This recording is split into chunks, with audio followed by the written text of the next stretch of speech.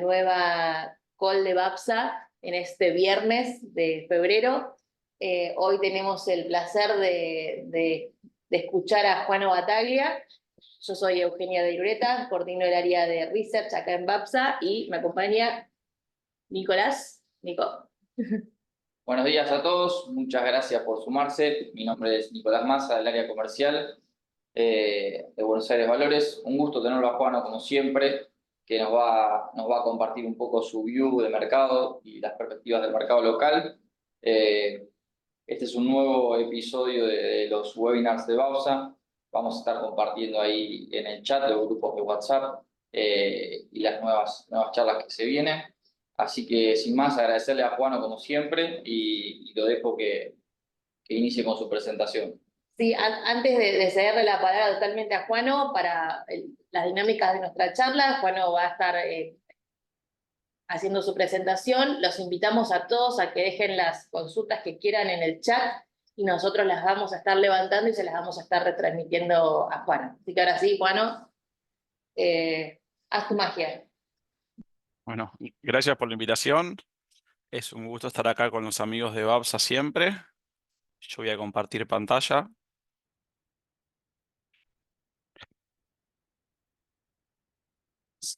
Ahí se ve. Sí, perfecto, Juano. Bueno, la idea en la charla de hoy es hablar un poquito de Argentina, tanto de la macro como de los activos del mercado. Si en preguntas y respuestas quieren girar un poco para el mercado internacional o la parte de renta fija global y demás, encantado, que también es un poco a lo que más me dedico. Pero la convocatoria de hoy era un poquito discutir qué está pasando en Argentina. Y vamos a empezar por la macro para después pasar a los mercados. Creo que el 2025 va a ser completamente diferente al 2024. Ya dejamos atrás, por suerte, debates como monetización del déficit fiscal, hiperinflación, reperfilamientos, default. Esos debates han perdido peso por el bien de la economía argentina y ahora abrimos debate al futuro de la economía argentina desde otra óptica, mucho más esperanzadora, ¿no? Pero no menos desafiante. Vamos a discutir un poco lo fiscal, la política monetaria y el régimen cambiario antes de pasar a los mercados. Lo único que quiero decir ahora, que después no vamos a hablar, es la parte micro, ¿no? Creo que estamos viendo excelentes iniciativas tanto del Ministerio de Regulación, ahí tiene un poco un perfil muy alto ese ministerio con Sturzenegger y Twitter y demás, pero hay otro sector que también está trabajando muy bien, que es la Secretaría de Comercio, ¿no? Que la Secretaría de Comercio está haciendo una tarea titánica en regular medidas de comercio, tanto de IMPO como de Expo, absurdas, y todo eso me parece que es muy positivo a largo plazo, aunque no tengamos los beneficios de corto plazo. Los beneficios de corto plazo no se dan de un día para otro, ¿no? Comencemos por lo fiscal, ¿no? Lo fiscal en el 2024 fue superlativo. Pasamos de un déficit de casi 3 puntos primario del 2023 a un superávit de 1,8. Nosotros siempre usamos el mismo gráfico. Las barritas azules acá es el superávit primario. Cerramos el 2024 con un superávit primario de 1,8. Y fíjense que hacía 15 años no teníamos superávit primario. Y cuando miramos este gráfico siempre agregamos la monetización del déficit, ¿no? Cuánto le transfería el Banco Central en todo concepto al Tesoro para cubrir el déficit de caja. Y fíjense que esto fue a cero. Una convergencia a cero rapidísima de un año para otro. A Cambiemos le había llevado casi 2 años y medio dejar de financiar el Tesoro con el Banco Central. Milei lo logró el primer año. Creo yo que no vale la pena mucho entrar, después lo hacemos en preguntas y respuestas con a la parte de déficit financiero. El gobierno informa un superávit financiero de 0,3, creo. Eso creo que no está bien medido para nada, porque eso capitaliza lo que es la capitalización de los intereses, lo deja fuera de la cuenta de intereses. Eso no es que esté mal o esté bien, no tiene sentido, porque no podés comparar internacionalmente, porque la medida general es que los intereses se midan en base caja y no base de vengado, con lo cual no tiene sentido, me parece a mí, sacar los intereses del déficit financiero y tampoco le quita mérito al gobierno, ¿no? Y es normal que los intereses hayan crecido porque se pasó un montón de deuda del Banco Central al Tesoro. Con lo cual, para mí, la medida de déficit financiero ensucia un poco la cancha, tanto por el gobierno patea el déficit con la capitalización, pero también el gobierno absorbió mucha deuda que era el Banco Central para eliminar los pasivos remunerados, ¿no? Con lo cual, me parece que el déficit primario es una medida más clara y más pura y va a ser medio desafiante el año que viene, ¿no? Yo creo que el gobierno va a lograr déficit primario, un buen déficit, perdón, superávit primario, va a repetir un superávit primario, pero un poquito más desafiante en varios sentidos. Primero por el lado de los ingresos, ¿no? Porque en los ingresos piensen que se cae el impuesto país, está dado de baja, un impuesto distorsivo por suerte, el blanqueo no va a estar, la moratoria no va a estar, hubo un pago anticipado de bienes personales y cayó un poquito, bajaron un poquito las retenciones. Todo eso, a nuestro juicio, le saca al gobierno 1,5 puntos de ingresos fiscales. Y bueno, ¿y cómo voy a hacer para lograr superávit primario sin esos ingresos fiscales? Bueno, por el crecimiento de la economía, ¿no? Hablando con algunos amigos, colegas fiscalistas, más o menos por cada punto crece la economía, un cuarto de eso se transforma en ingresos fiscales. Con lo cual, si la economía crece un 5% este año, que yo creo que eso va a ser un poco el piso, me parece que vamos a hacer un poquito más, los ingresos fiscales estarían bien empujados por la recaudación producto del nivel de actividad volando, y eso va a permitir bajar o cubrir un poco la baja de impuestos, ¿no? Enero ya fue un buen número, fíjense que enero dio 0,3 de superávit primario, casi lo mismo que el año pasado, y eso el año pasado había habido una licuación inmensa en los primeros 3 meses, ¿no? Producto de la DEVA. Creo que lo más espectacular es acá, ¿no? En términos de gasto. Milei limpió casi 14 años de gasto público, ¿no? Volvimos al gasto público consolidado de 33, 34 puntos del PBI. Eso no pasaba desde el 2009. En los picos Argentina llegó a tener 44 puntos de PBI, allá por el 2015 y 2016, de gasto público sobre PBI consolidado. Y vimos dos bajas del gasto. La baja del gasto a nivel nacional, la más importante, pero también dado el esquema de bajar a cero las transferencias discrecionales a provincias, tuvieron que ajustar las provincias el gasto. Y cuando ajustan las provincias, ajustan los municipios. Con lo cual este efecto cascada provocó que el gasto consolidado haya bajado cerca de 6 puntos, ¿no? Espectacular, es lo que la economía argentina necesitaba, sacarse el déficit de caja de encima, sacarse un gasto enorme de encima. De acá para adelante, creo que el equipo económico, el presidente habla de 25 puntos de gasto sobre PBI. Eso lo veo absolutamente improbable, me sorprendería, y me parece que a partir de este año le va a costar al gobierno bajar gasto. Básicamente porque la economía está desinflando. Cuando desinflas es muy complejo bajar gasto público, es mucho más fácil bajar gasto cuando inflas la economía porque tenés la herramienta de licuación, y por otro lado hay algunas herramientas que ya no se pueden usar. O sea, el gasto público no puede bajar más, perdón, la obra pública no puede bajar más, ¿no? Todo lo que es obra pública, ¿cuánto más va a bajar? ¿Cuánto más puede bajar las transferencias de discreciones a provincias? Son dos herramientas que ya se usaron. Las tarifas ya las aumentaste. O sea, las tarifas podrían aumentar un poquito más, que el usuario final absorba un poco más el costo de generación y demás, pero ya gran parte está hecho. Con lo cual me parece que la parte del gasto ahora a la baja va a ser más inflexible.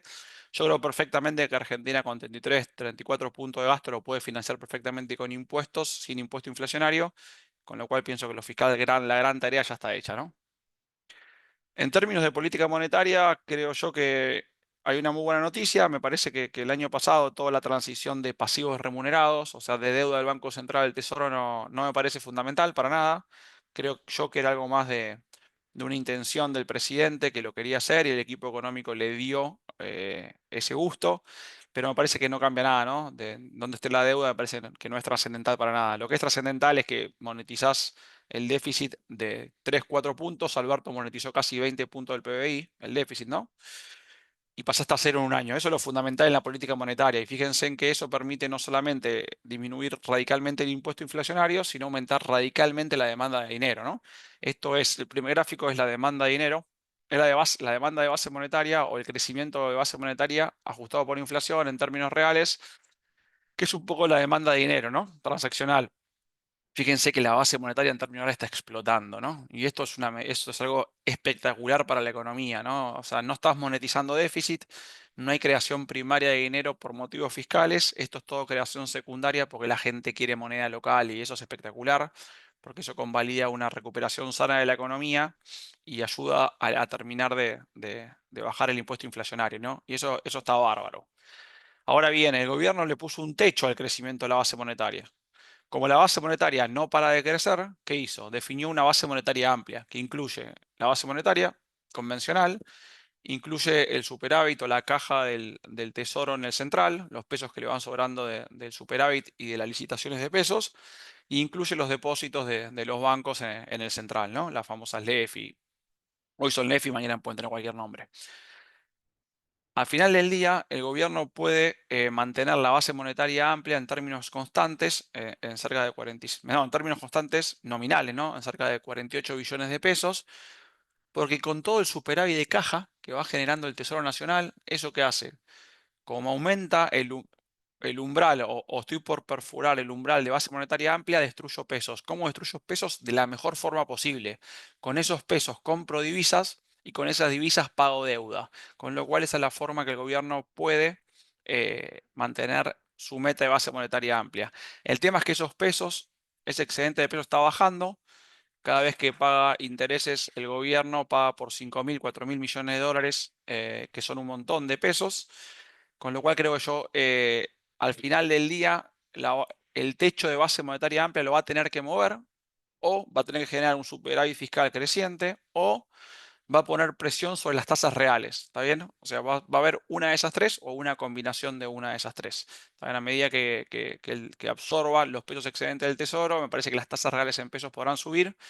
Y el gobierno lo que quiere es intentar flexibilizar un poco el dólar como moneda de pago. Eso puede ayudar, no sé, yo en Costa Rica voy al supermercado, pago con dólares en mi compra, después cuando me dan el vuelto me lo dan en la moneda de Costa Rica, en Uruguay lo mismo, puedo pagar con un billete de $100 en el supermercado y no pasa nada.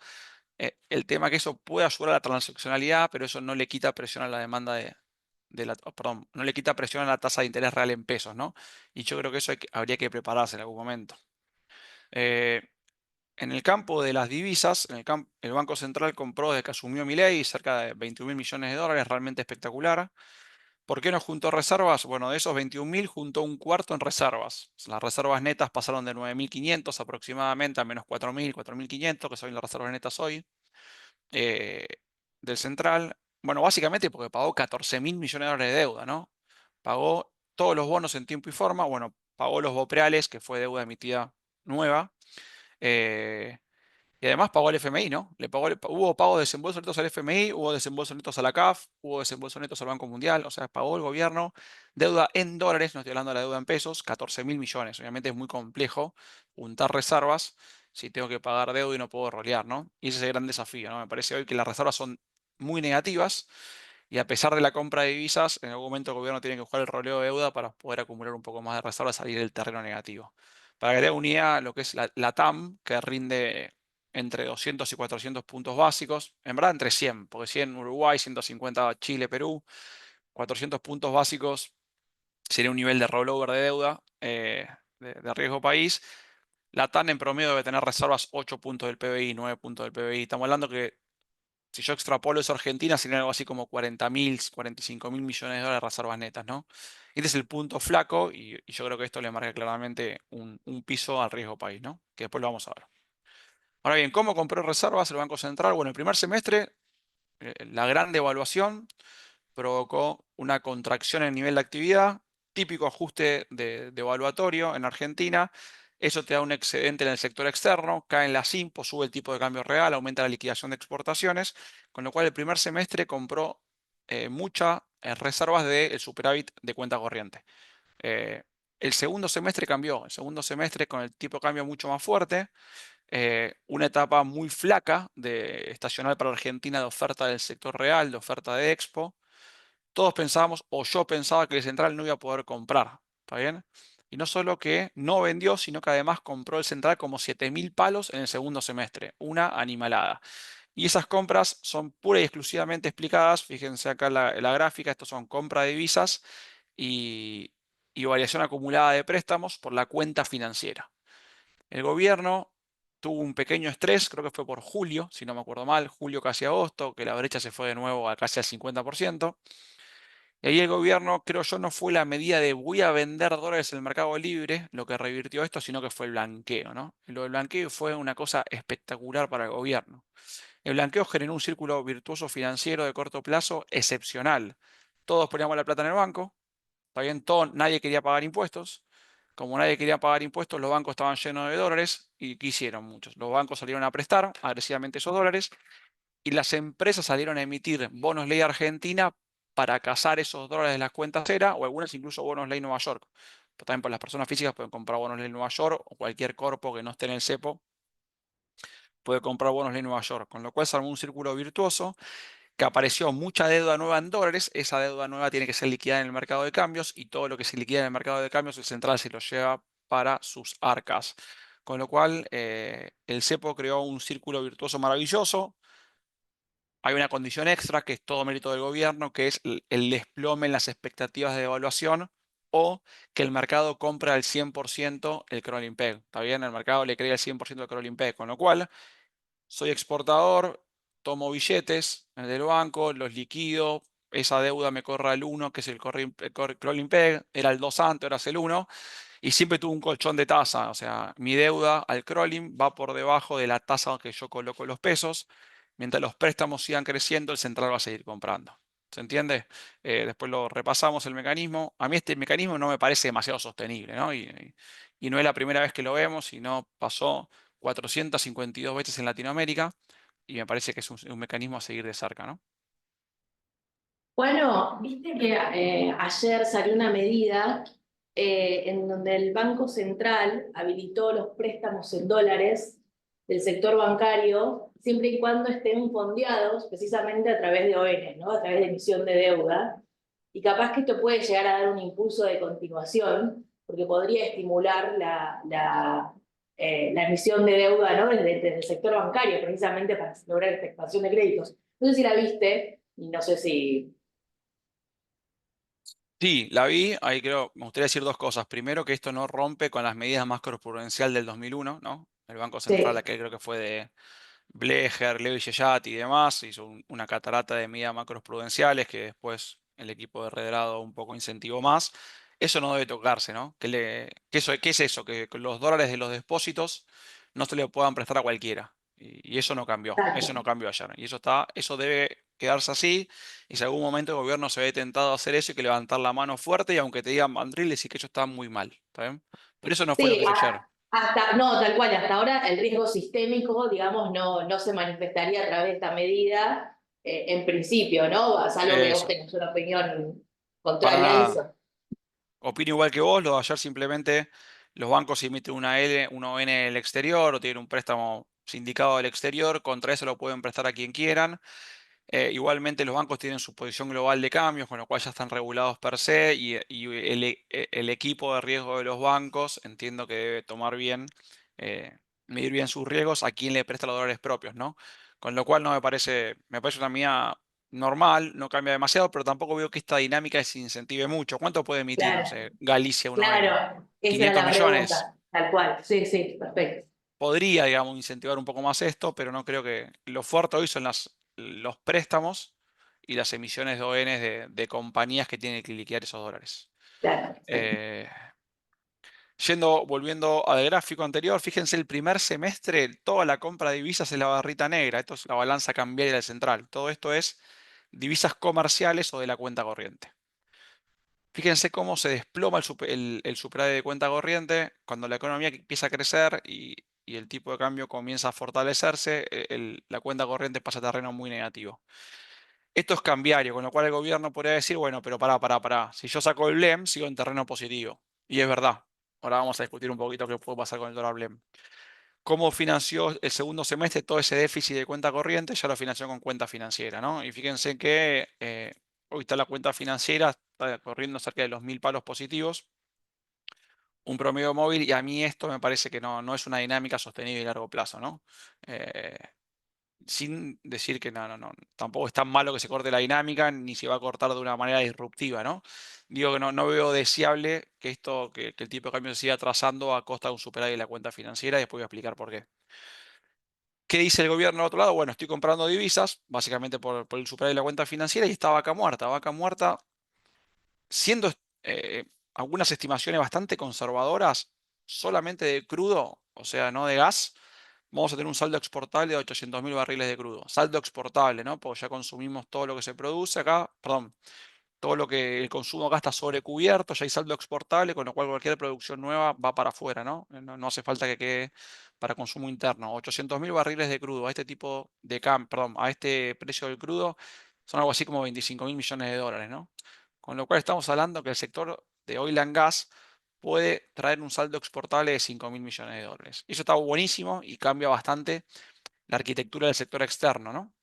Ahora bien, por cada punto que crece la economía argentina, aproximadamente la elasticidad de las IMPO, o sea, las importaciones crecen 3% por cada punto que crece la economía. Si la economía crece este año 5, las importaciones van a crecer 15%. O sea, ya te consumiste el delta de vaca muerta. ¿Se entiende? O sea, no.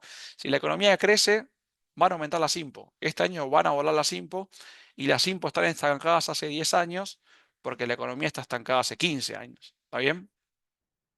Y este es un punto que yo seguiría de cerca, ¿no? Y acá me uno al club de los ecochantas y los mandriles, del cual soy parte, pero en mi defensa soy un mandril fiscalista y de regulador, con lo cual espero que no se enoje nadie. Pero bueno, ya el tipo de cambio estamos en un nivel muy cerca del promedio de la última parte de la convertibilidad, muy cerca de la bomba que le dejó Cristina Macri y muy cerca de la bomba que le dejó Alberto y Massa a Milei, ¿no? Este tipo de cambio para mí no es deseable a largo plazo para Argentina. Y no es deseable un call impe, ¿saben? Porque las tablitas cambiarias como estas, que son llaman tablitas cambiarias activas, el tipo de cambio se atrasa, ¿no? Y eso me parece que no es bueno perpetuarlo. Entiendo perfectamente que el gobierno quiera bajar la inflación, que lo está logrando, porque si yo bajo mucho la inflación, después cuando floto, el pass-through es menor, porque tengo la inflación de base más baja. Y hay evidencia empírica de eso. Hay evidencia empírica que si vos devaluás o flotás con un nivel de inflación inicial menor, el pass-through es menor.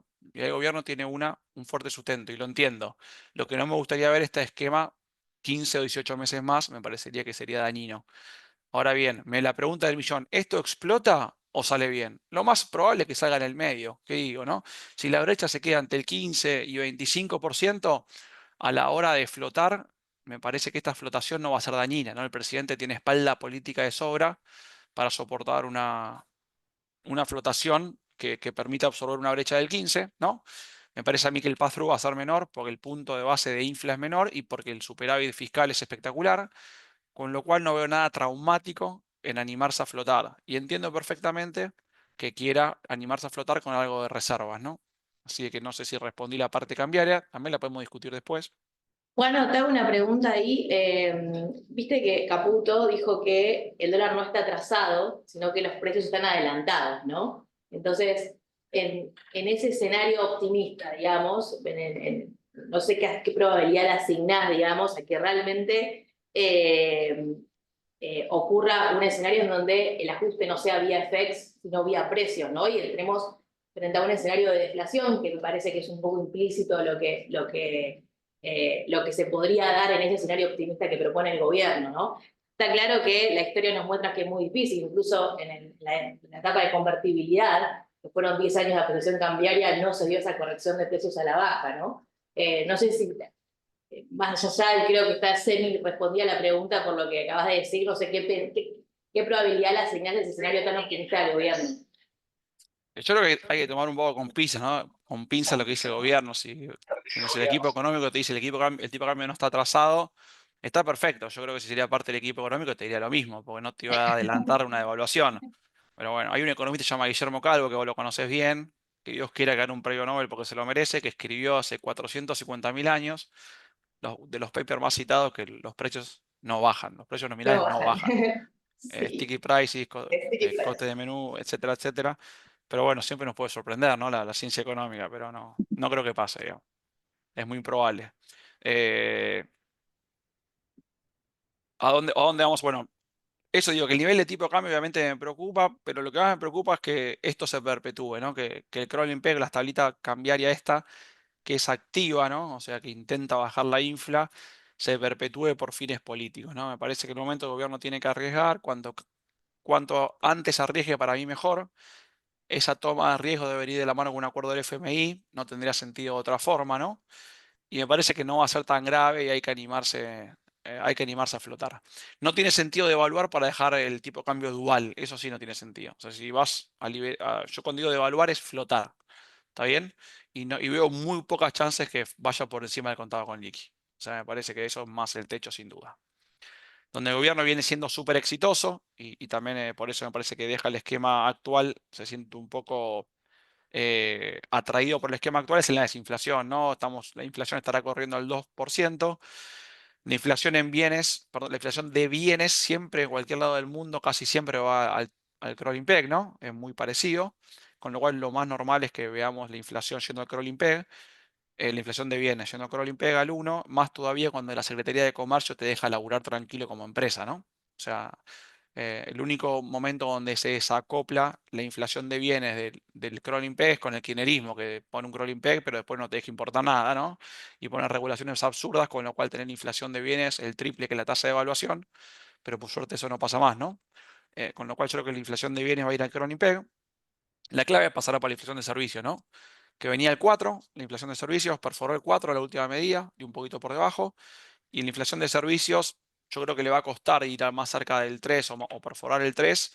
Simplemente ¿por qué? Porque la economía está volando. O sea, la única forma que la inflación de servicios baje más rápido es que congelen tarifas, que no lo están haciendo, ¿no? Más o menos las tarifas van más o menos con la inflación, algún mes más, algún mes menos.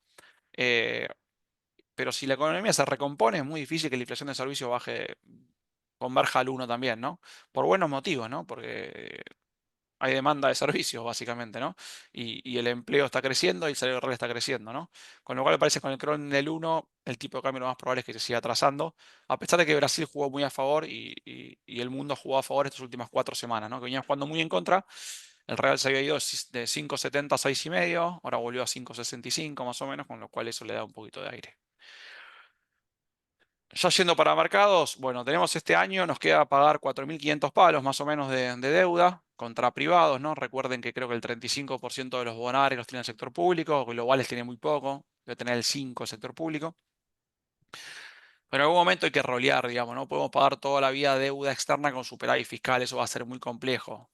Con lo cual, para que el riesgo país se aproxime a niveles, se normalice, es necesario abrir la puerta del roleo, ¿no? Y yo creo que no estamos tan lejos. Me parece que Argentina entre 400 y 500 podría rolear deuda, ¿no? Y estamos ahí, creo que estamos 6,50 más o menos.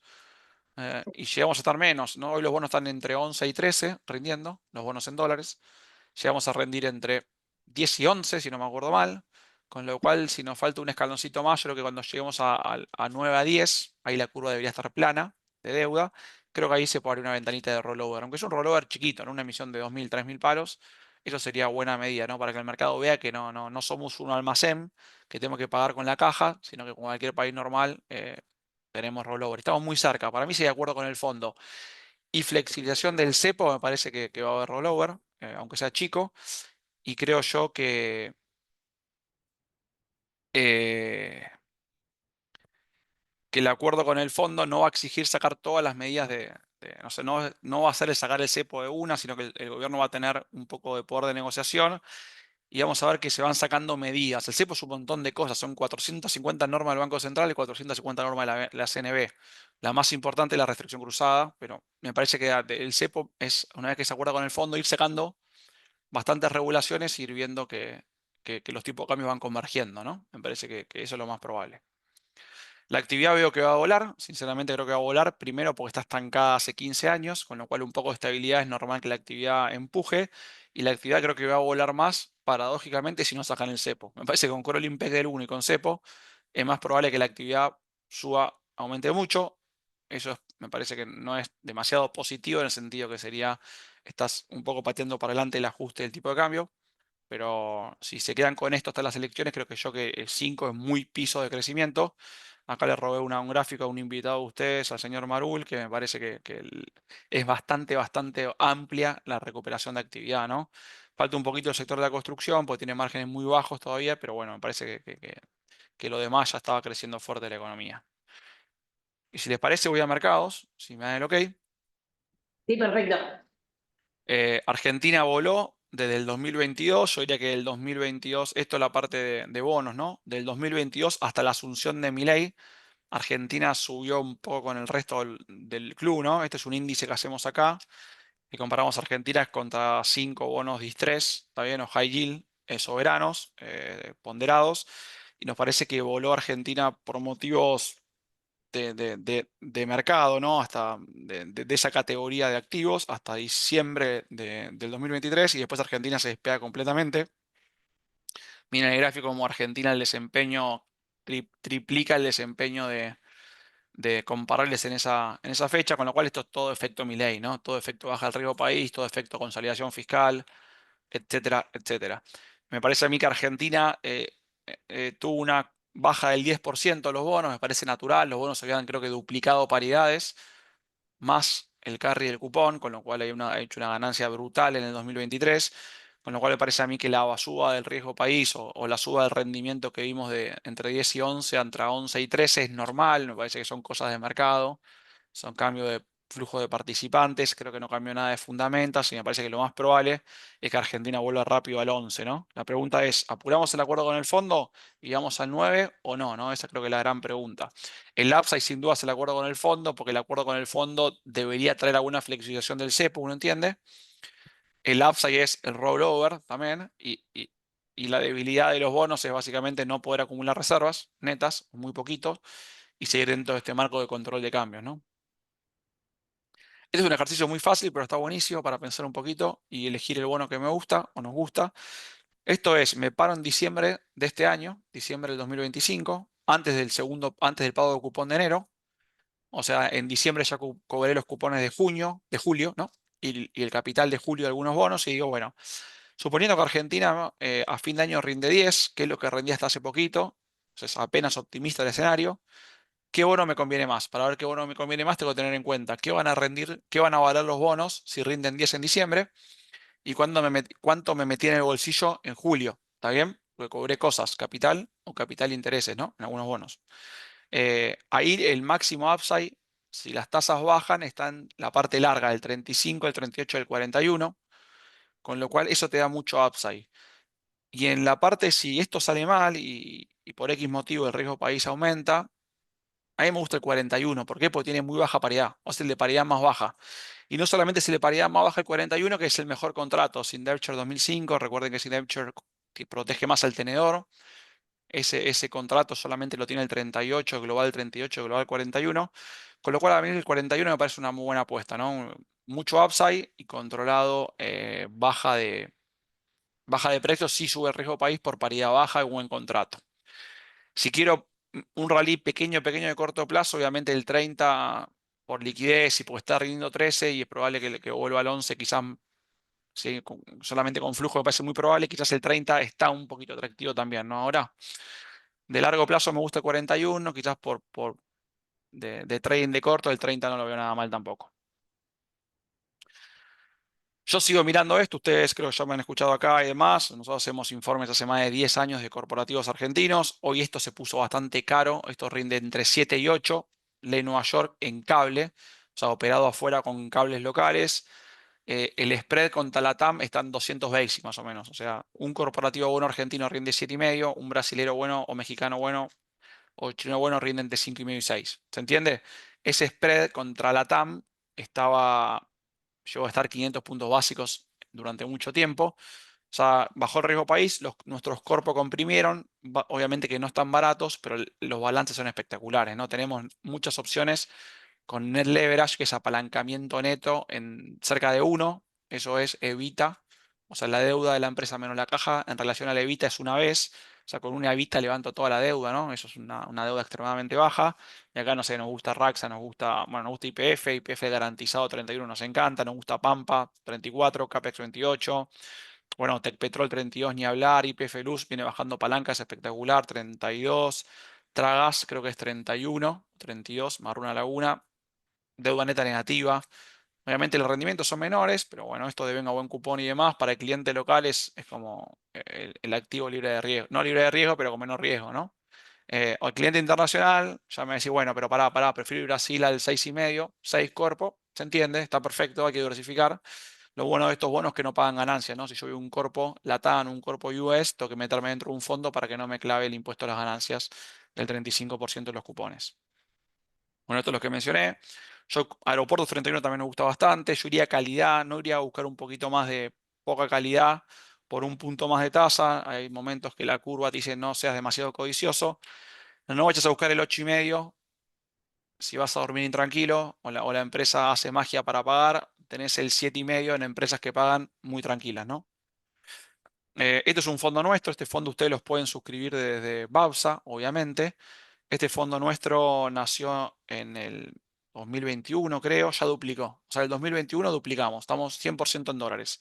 Fíjense que el fondo es la barrita azul, la liñita azul, perdón, rindiendo lo mismo que un G30, solo que el fondo casi nunca perdió capital y fíjense, el G30 me comió un bombazo del 50% allá por el 2022, ¿no? O sea, el fondo tuvo un alfa espectacular, tuvo un desempeño bárbaro. Desde que se inició, el fondo rindió más o menos un 19% anual. No le pidan esto a futuro porque no lo va a dar. ¿Cómo está el fondo hoy? 55%, 52% en bonos corpos. Estos, ¿está bien? Tenemos 25% en soberanos y tenemos 20% en T-bills. ¿Está bien? Este fondo también tiene clase cera. ¿Qué estamos haciendo acá? Bueno, la estrategia es muy sencilla. Elegimos 55% de corpos que nos re gustan, o sea, los que vimos antes. Estudiamos los balances, hablamos con los CFO, ¿está bien? Las conocemos las empresas eh, de punta a punta. Y el otro 50 jugamos entre soberanos y T-bills. Bastante rudimentaria la estrategia, pero bueno, a nosotros nos gusta. Con lo cual, si el soberano sube el riesgo país, vamos a llevar más soberanos. Bajaremos T-bills americanos y llevaremos más soberanos, si sube el riesgo país. Y si suben los bonos, o sea, si baja el riesgo país, vamos a seguir poniendo un poquito más de T-bills hasta el 25%. ¿Está bien? Con lo cual eso le da mucha estabilidad al fondo. Cuida mucho más el capital. Obviamente, si viene un rally que Argentina pasa a tener un riesgo país de 300, el fondo va a ir por debajo del GD30 o del GD41. Pero bueno, también protege mucho más y tiene mucho más carrying yield, digamos. El carrying yield de este fondo es 6,5%, bastante bueno. Solamente sin suba de precios, el fondo corre al 6,5%. Estos fondos los pueden suscribir, obviamente, de sus cuentas en BAPSA. Y es un fondo, se suscribe solo en dólares. ¿Está bien? Juano, te hago dos preguntas. La primera, no sé si lo tenés previsto para más adelante, cualquier cosa me decís. Eh, Acá mencionabas mucho de los bonos ley Nueva York. ¿Tenés alguna perspectiva de los bonos ley Argentina frente a un escenario de salida del cepo? Digamos, considerando que tienen ahí una demanda cautiva. Si son un importador, ¿qué van a hacer? Comprar un bono de ley argentina y rezar cuatro Padre Nuestro, ¿no? Pero bueno, compren bien, o sea, este mes salió TECPE, PLUSPE, Sí, Raxa Ley Argentina hace 3 meses, CAPE Ley Argentina, Pampa sale cada tanto, vayan ahí, 5 o pero los más 6. largos. Sí, Claro. Ley Argentina, no hay mucho, iría calidad, obviamente. Lo que es, me parece que el día que haya salida del cepo, Ley Argentina por lo menos va a rendir, va a valer 1 o 2% menos que Ley Nueva York, ¿no? Como pasa en la curva soberana. Con lo cual ahí naturalmente el encepado va a sufrir una pérdida el día que se levante el cepo. Con lo cual, si no estás encepado, anda a Ley Nueva York. Si querés seguir una Ley Argentina cortito, no sé, Aeropuertos 2026 o Plus P 2026, que son 15 meses, al 6 no pasa nada. O sea, sacan el cepo, bueno, te lo quedarás y deben ganar ese 6%, pero si quieres ir un poquito más largo como inversión de largo plazo, ¿no? Me parece que yo iría solamente a la curva de Nueva York. Este fondo nuestro creo que no tiene, debe tener uno o dos bonos ley argentina, y eso lo hicimos cuando el canje, la diferencia entre el MEP contado con el liqui llegó a 3%. Como ahí se pusieron muy caros los bonos ley Nueva York, fuimos a uno o dos ley argentina, creo que tenemos TECP 26, Raxa 26 y alguna de Plus Petrol, pero chiquitito, el fondo es 90%, 95% de Nueva York. Con lo cual el fondo todo el tiempo cobra cable y reinvierte en cable, ¿no? Y otra consulta te hago, bueno, hablando un poco de la estrategia del fondo también, ¿qué riesgos electorales ves, ¿no? Y cómo llegar posicionados a ese momento respecto a los activos argentinos? Hay algunos que sostienen que la típica estrategia defensiva, un mes antes de las elecciones me protejo y salgo un poquito de Argentina. No sé cómo lo ves vos. Yo creo que el fondo lo que vamos a hacer mientras Argentina mantenga los fundamentos fiscales, a pesar de seguir en cepo, que a mí no me gusta claramente, pero con los fundamentos fiscales me parece que los bonos tienen un piso no tan lejano al actual. Con lo cual no vamos a vender previo a elecciones. En este nivel de precio con un 25 solos estamos cómodos. Si en Correcto. las encuestas adelanta la oposición por X motivo, baja el oficialismo y los soberanos van a rendimiento un poco más alto, incluso lo vamos a subir la parte de soberanos. Si no se sale del cepo, yo creo que el oficialismo arrasa, ¿no? Pero tampoco voy a tradear demasiado sobre mi percepción, más sobre los fundamentos, y me parece que que con 25 en este nivel estamos cómodos y si baja un poco los bonos previo a las elecciones por nerviosismo, vamos a comprar un poquito más sin problema. No teníamos provincia, solo teníamos Buenos Aires y vendimos la semana pasada. La semana pasada cambiamos Buenos Aires por el GD29 porque había ido muy bien Buenos Aires, o sea, lo había hecho demasiado bien y los números fiscales son bastante malos de la provincia. Son buenos lo de las casi todas las provincias, menos los de Buenos Aires, con lo cual hicimos un muy buen carry con el bonos 37A y lo vendimos la semana pasada para pasarnos al 29 soberano. Bueno, La parte corta, la parte de peso va a ir un poquito más rápido. Me gusta la parte corta LECAPS, obviamente es mucho mejor que cualquier instrumento por fuera de mercado, money market o plazo fijo de caución, y que ir al LECAPS no tiene sentido tener plazos fijos o money market, obviamente, con este diferencial de tasa. Pero la parte media y larga yo no haría LECAPS. Me parece que es un riesgo innecesario, sobre todo por si hay salida del cepo. Si hay salida del cepo, la tasa vuelve a jugar, ¿no? Si hay salida del cepo y el tipo de cambio sube un poco, en el momento central puede estar obligado a subir la tasa. Con lo cual el mercado hace 15 meses viene tradeando baja de inflación, baja de tasas y cepo. Eso puede ser que no pase en el futuro, puede ser que la tasa no suba en algún momento, que no baje en algún momento, ¿se entiende? Con lo cual, si hay más flexibilización cambiaria, yo no me enamoraría de instrumentos a tasa fija largos. ¿Por qué? Porque no tiene mucho sentido, porque tengo los duales que me rinden apenitas menos la parte de fija, pero el dual que te paga entre variable y fija la más alta, me protege si en la salida del cepo, eventual salida del cepo, hay una eventual suba de tasas por X motivo, ese bono me protege porque paga tasa variable, con lo cual no tiene mucho sentido la LECAP larga por un poquito más. Me parece que eso debe ser demasiado codicioso y la frutilla no es demasiado grande, o sea, es casi inexistente, diría, con lo cual iría duales sin duda largos. Y largos también me parece que el ser está bien, ¿no? El ser en 10 me parece un regalo, el ser en 5 es incluso un poco caro, la parte media ser cerca del 7, 7 y medio, por ahí me parece que está bien valuada, y el ser es una buena cobertura, ¿no? Porque te rinde 7 más inflación, cualquier eventual salida del cepo que lleve una inflación, aunque sea transitoria algo más alta, va a haber demanda de ser y eso me va a cubrir. El fondo de peso nuestro ni lo nombro, porque ustedes tienen un muy buen fondo de pesos ahí en Babsa, así que pueden ir al de Babsa, que Euge lo maneja de taquito. Y ahora sí vamos a ir a equity, que es más interesante, ¿no? Eh, el equity, bueno, llegó a 2.400 puntos. Ahí teníamos algunas evaluaciones, algunos enterprise value sobre Vita, cerca de 7 veces, 8 veces. Creo que estaba un poco demasiado optimista el mercado. Recuerden que no miren mucho los price earnings, porque Argentina tenemos de ajuste por inflación, tenemos ajuste por diferencias de cambios. Y el 2024 me parece que los balances, la última línea del estado de resultados no es muy legible en la Argentina, lamentablemente, con lo cual me centraría más en la parte operativa, en la parte de cantidades, alguno que vende por toneladas o por barriles, o en lo que es hasta Levita, ¿no? Hasta esa línea me parece mejor lectura. Con lo cual, el Enterprise Value sobre Levita me parece una buena medida en general, en todo el mundo y más en Argentina. Creo yo que en 1900, 2000, el Merval tiene mucho más sentido que el 2400. Ahí nos gusta mucho lo que es oil and gas y transporte, ¿no? A mí TGS nos encanta, YPF nos encanta, Pampa nos encanta, CEPU nos gusta, Texaria lugar nos gusta, digamos, me parece que ya pasó lo peor en términos de balances. Son todas empresas muy sanas. Fuera de eso nos gusta Vima, nos gusta IRSA, nos gusta un poquito Ledesmi Capex de las menos líquidas. Bancos me parece que no van a tener mejor año, ¿no? Subponderamos bancos nosotros, me parece que el balance del 2024 muy difícil de repetir en el 2025. 2024 tuvieron baja de tasas, con el balance apalancado, tomando corto y colocando largo, los bancos ganaron mucha guita con la baja de tasas y también ganaron mucha plata el último trimestre del 2023 y el primero del 2024 producto del rally de los bonos en pesos. ¿Se acuerdan que los bonos tenían paridades con alguna probabilidad de reperfilamiento? Cuando arrancó Milei, esa probabilidad se derrumbó, los bonos en pesos volaron y los balances de los bancos volaron. Creo yo que pasó lo mejor en balance de bancos, preferimos ir a otro sector.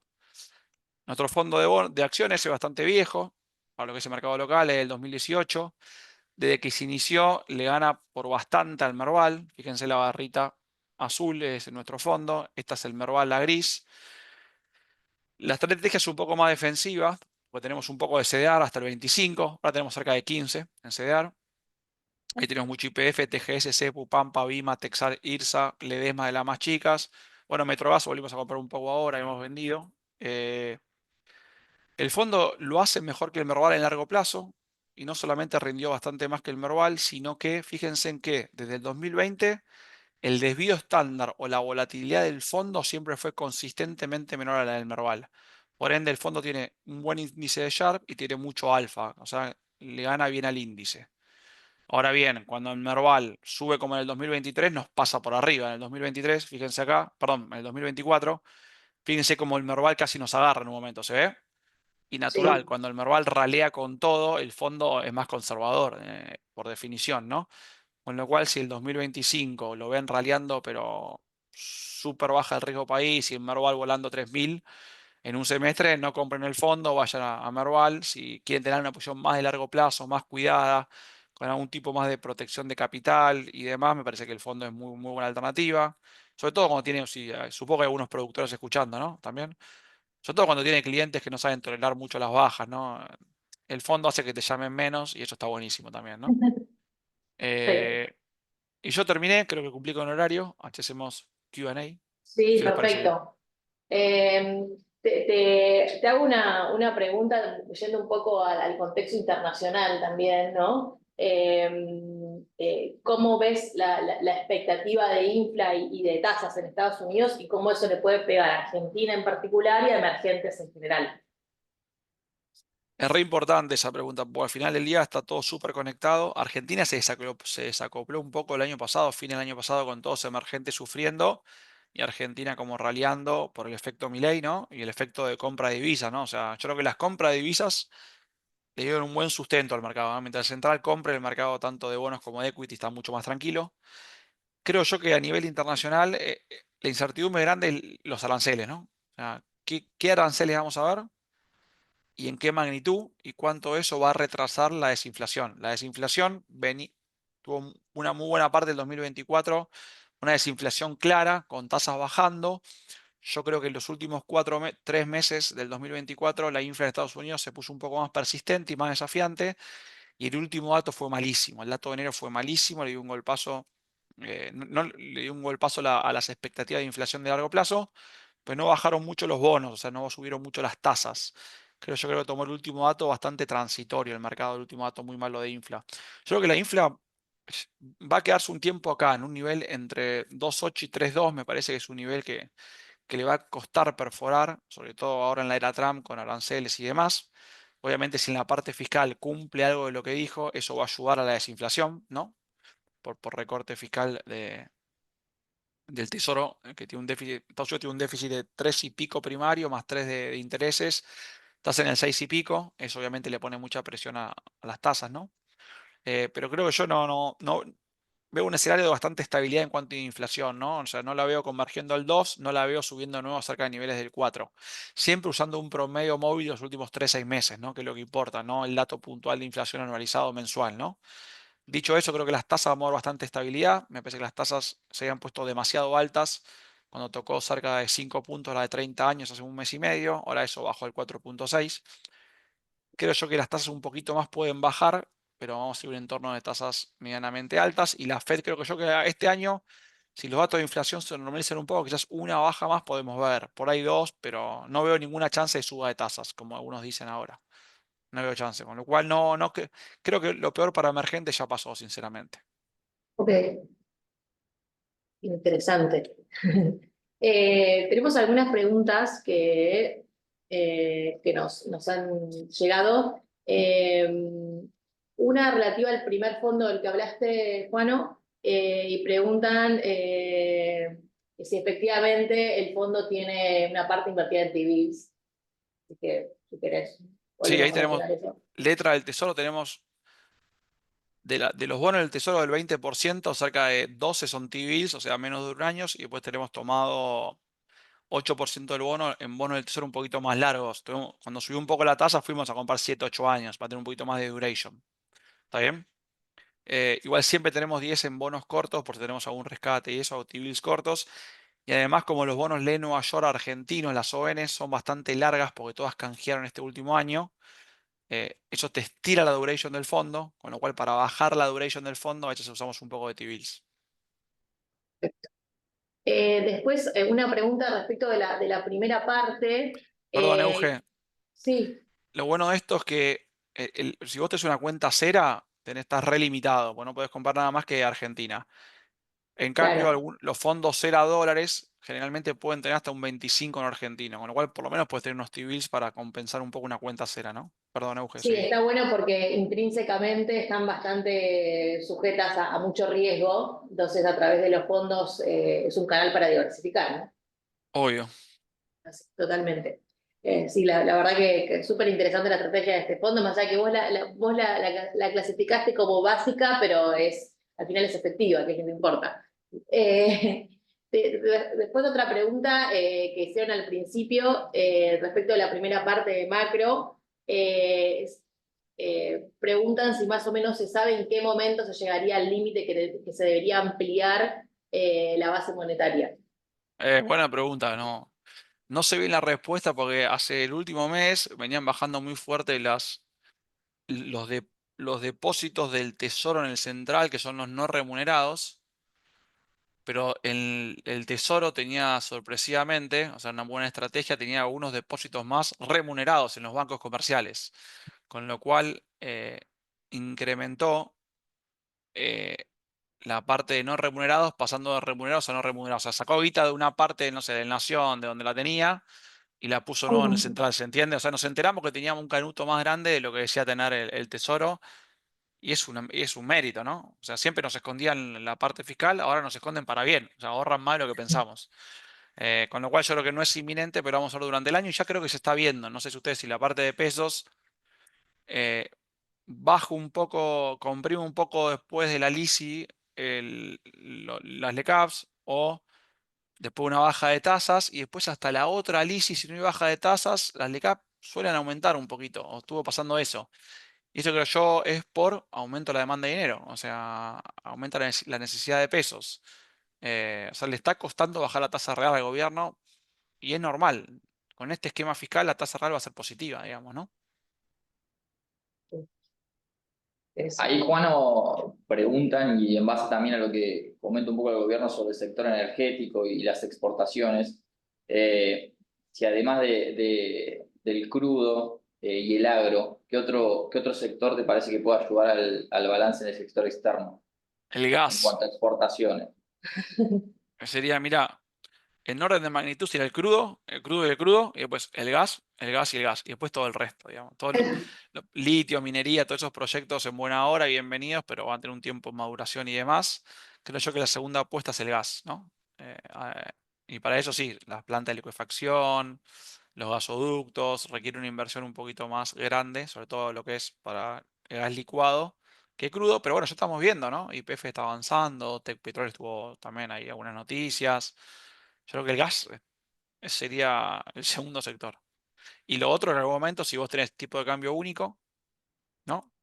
O casi unificado, una brecha muy chiquita y un poquito menos de retenciones, que ya un poquito bajó, sería crudo, crudo, crudo, gas, gas, agro, agro, agro y después el resto. Porque Brasil duplicó toneladas en 12 años. Argentina exporta las mismas toneladas que hace 10 años más o menos.